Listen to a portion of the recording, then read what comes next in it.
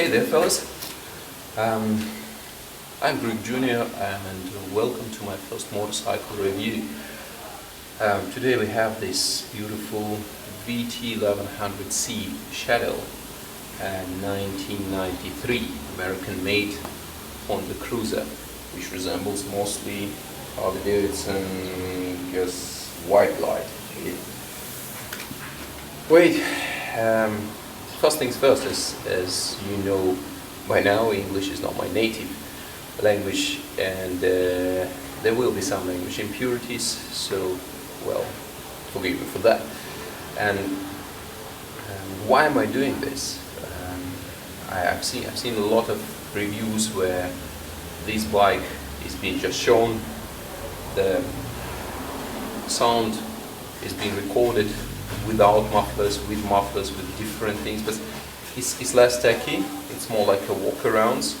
But I haven't seen much of material on if you're planning to purchase this bike, what do you need to look at? Because these are pretty much seen on the streets, and even here, and we are situated in Malaysia, the tropical zone of the world. There's quite many of these. They came from US.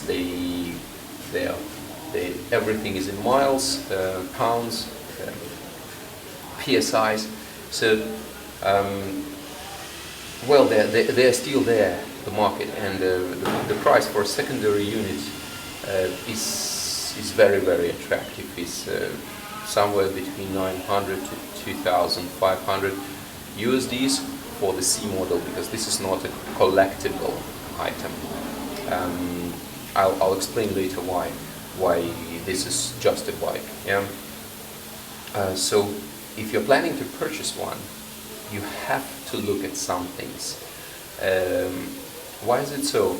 This bike was designed such a bulletproof, such a reliable machine, that when it goes wrong, it goes really, really wrong.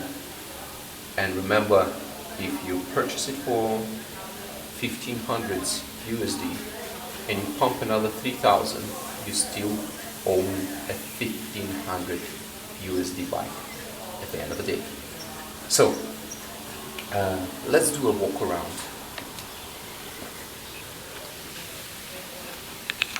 As you can see, this particular model was made in US, as many of them. I don't think my autofocus is working fine. Yeah, this model is 1100C, which means it's a 4 gears gearbox, and this is a typical Shadow. Aero and Spirit will come with the 5 gears. Yeah. So this is the engine, which started production in 1988, if I remember it correctly. Yeah. And if we just look around the bike, yeah, we look at the paint job, we look at the chrome. You can see that the passenger seat is missing. It's just lying down somewhere in my storeroom. Yeah. If you just have just a look, yeah.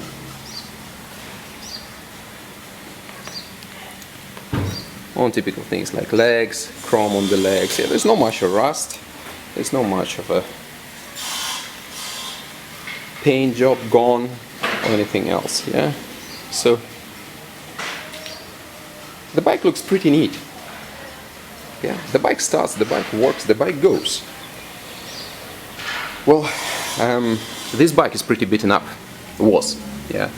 I own it now, and I'm using it as an everyday commuter to work and back.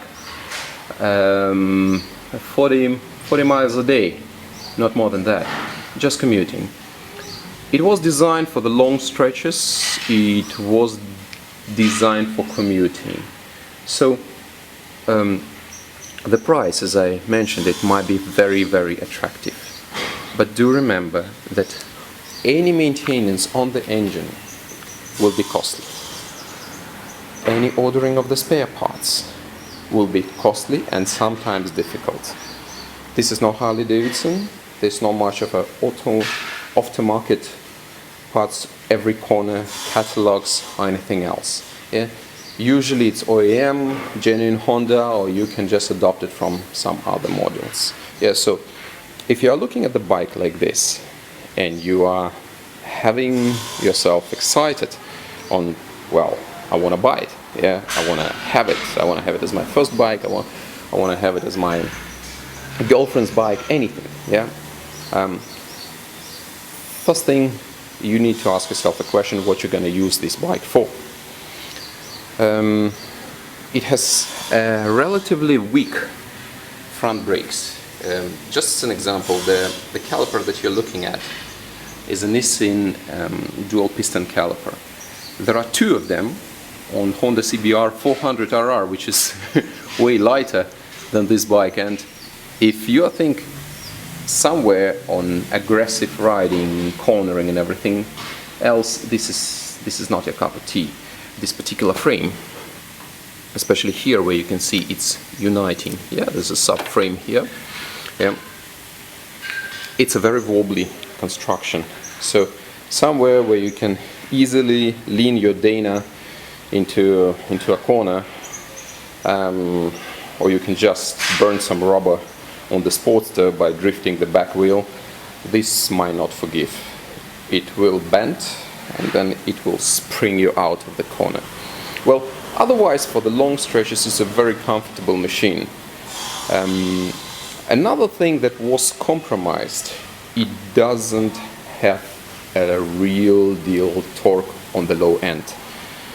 If you compare it with anything with a crazy pulley ratio like Titan Gecko or CMC or Harley, yeah, Evolution with a stock FXR, let's say, yeah, it's nowhere near. It's nowhere near. This is a 4 gears gearbox, and the gears were stretched as much as they could stretch it to allow you a top end. Here you go. I don't believe it will focus. Something is not very right with this camera, but well, you can see that they're stretching the 4 gears along, yeah, and that allows you for a very, very, very dynamic and good top end. Jumping on this motorcycle from 140, we're talking kilometers, yeah, so jumping somewhere from 85 to 105 miles will not be a trick. It just provides you enough torque, it just provides you enough dynamics, enough power to do so. The bike was very, very reliable. It is very, very hard to find one that was not open by now. Yeah, as you can see, it has a drive shaft. Yeah, which is literally not requiring any maintenance at all. Once in the blue moon, you just drain 1 pint of oil and just, yeah, exchange it with another, and that's it. That's your maintenance for your final gear. Now, about buying this bike. Let's say you're a newbie, you want this bike, you look at it. Where should you look at? Right, guys, let's look closer. If you look at this cover of the exhaust manifold, you might notice here there's a traces of burnt engine oil.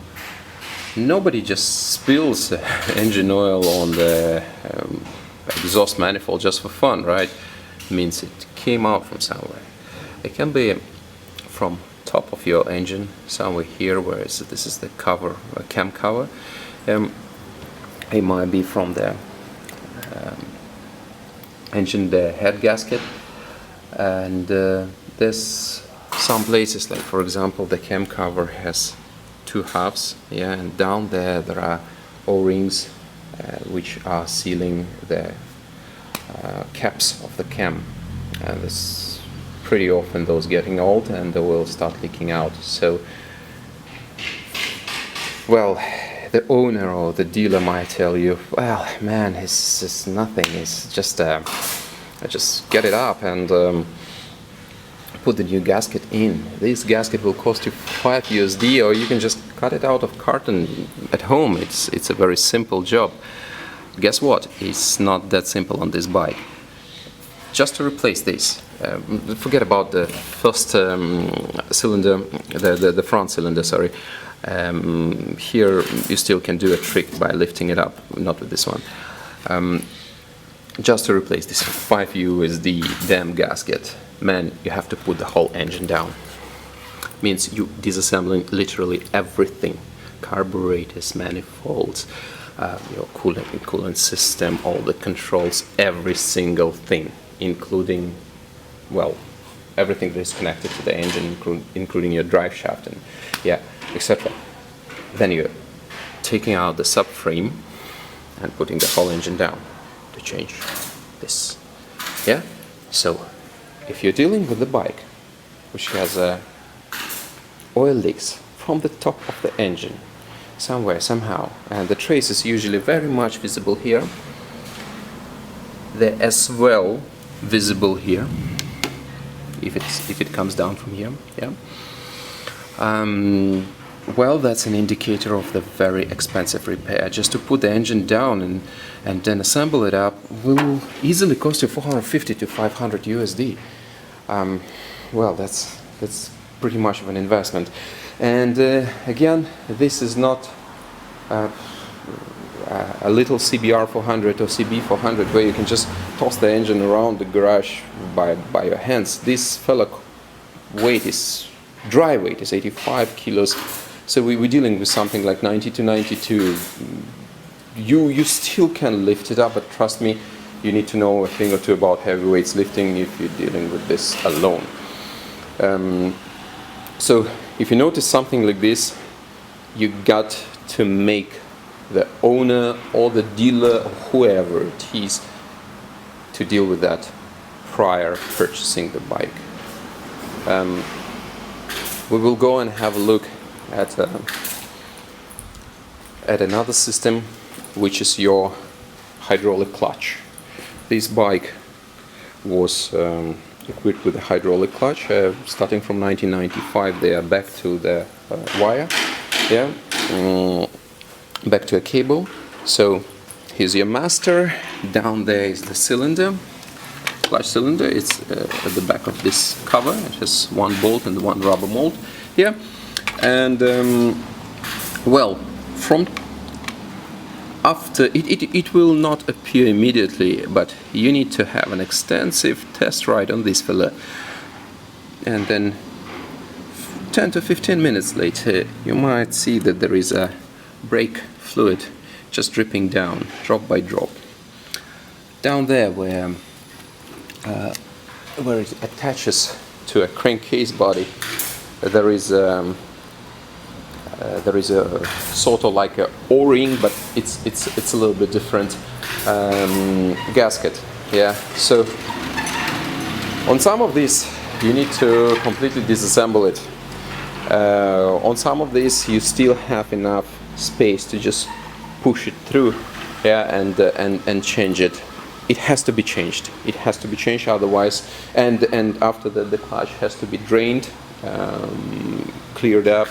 Look at the liquid, and yeah, so that's the procedure you have to undergo before you purchase and take this bike. Yeah, it's better to do it. Another one thing that is really critical is your coolant. For these bikes, here we go. Let me just show you. Here is the cap. Yeah.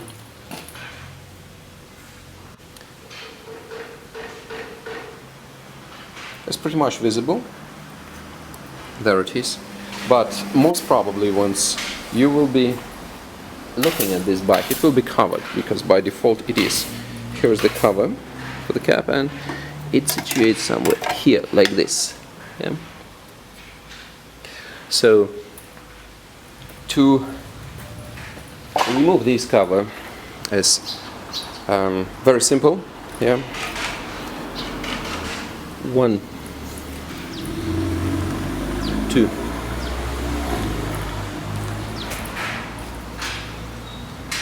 Petrol tap.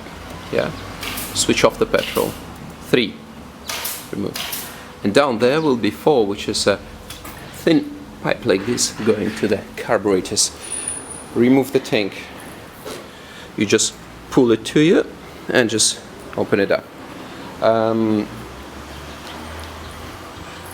That particular cover is connected via rubber mold here, and somewhere here it has one particular screw, so that will be fairly easy.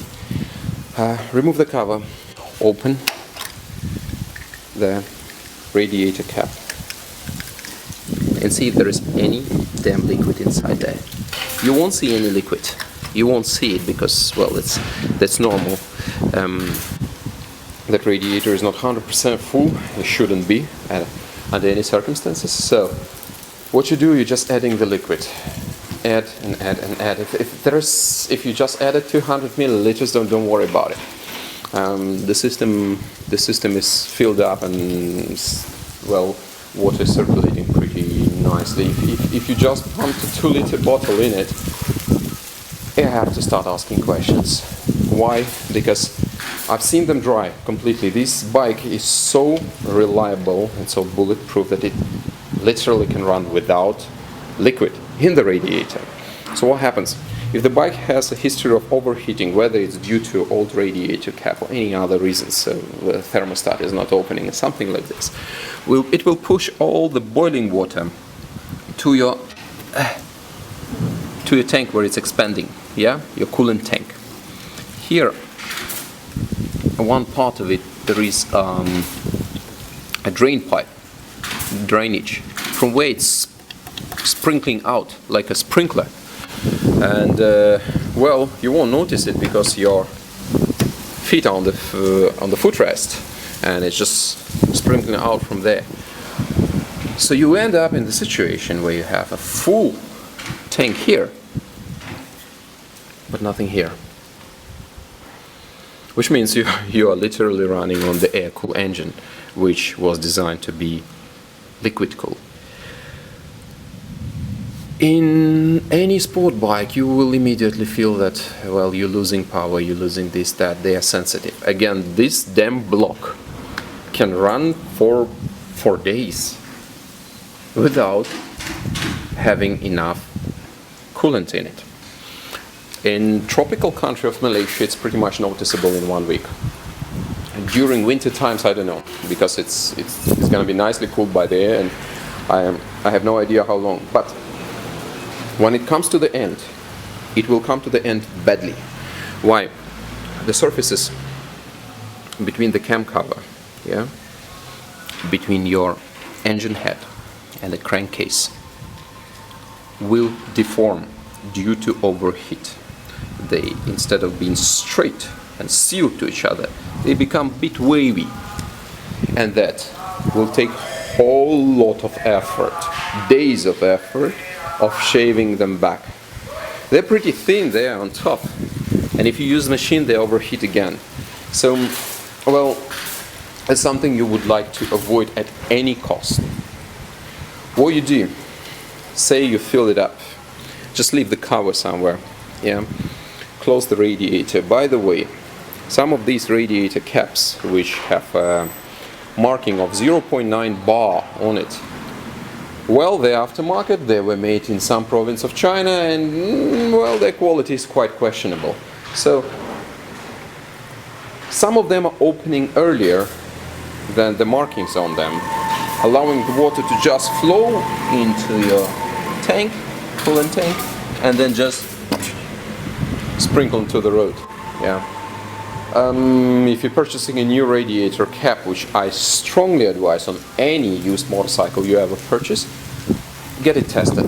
They have it's a special machine that they can test it with the normal garage compressor of, well, 8 atmospheres, or, well, something like this.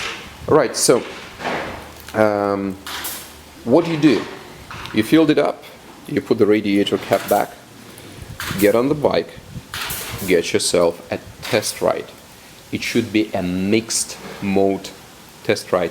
Don't just get onto the highway and with the idiotic face do 1-2 rounds with 1 mile and just come back and say, I want it. Yeah.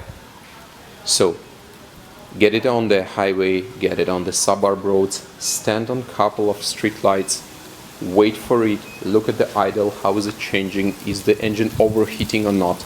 So you won't have much of a readings because Honda supplied only one particular indication light on the temperature, which is this. It's just saying temp. Well, by the way, if you do not have water in your radiator, this light will not come out even if the engine is critically overheat, because the gauge is not measuring anything because there is no carrier in it, right? Well, okay, now get it to the acceleration, and by acceleration I mean just rapidly try to get it from 0 to 60 as fast as you can. Put a good 20 miles on the odometer, come back, and then switch off the engine by pressing a stop engine button. Don't take off the keys. Listen, if your radiator fan, just located right here, let me just get to that, yeah, is still rotating. It's quite noisy. You will hear it. You might even hear it while driving. And then look at your water coolant tank and see if there is any sprinkling activity going on there. But you will see there's going to be quite a puddle if it's overheats. This is the main thing on the coolant system. Beware that sometimes the thermostat that is located right up there under the tank, you might see there, is getting stuck after a winter, and the bike was standing the whole winter, and then the owner decided to sell it in spring just by wiping it and preparing it only cosmetically. So that might be one of the reasons. My thermostat is thrown away because we are in a tropical zone, so pretty much no needed. The temperature never goes below 25 degrees Celsius. During your test ride, there will be another one thing that I would like you to test thoroughly. Once you're accelerating, once you're accelerating up to 80 kilometers per hour on your second gear, push the third gear, put as much throttle as you can, and then push the fourth as much throttle as you can again. If you hear any ka-chang, ka-chang, ka-chang sound where the gear goes in, out, in, out, in, out, and you literally need to hold it with your foot, well, there is a symptom of bent forks in your gearbox. I never seen it on this model. I've seen it a lot on 750s. Well, that is really costly and really time consuming. Even if you bring this fella to the workshop, they will have to do an extensive work on it. So there might be a couple of reasons for that actually. The forks might not be bent and the gearbox might be intact, but just for the sake of doing it, just do it. Remember this bike was designed for high speeds, as for the cruiser. Yeah. So don't try to start it and just rev it on the third gear and just getting out from somewhere like 20 kilometers per hour to 80 kilometers per hour on the third gear. That's exactly the sound that you're gonna hear, because there is not much of a low end in this bike. Yeah. Well, get it working, and after that, only if you are having it somewhere close from 80 to 100 kilometers on the fourth gear with a full throttle, the gears are just not getting in, and you're hearing this sound of messing gears. This is the real deal of, well, looking and thinking after the gearbox. And again, engine down, everything opens up. That's adding another price to your, well, 1500 USD bike. In our next part, I'll just get you on the ride with it. You'll hear the engine, you'll know how it should sound, how it shouldn't sound, and well, I guess you'll find it useful. Thank you very much and take care.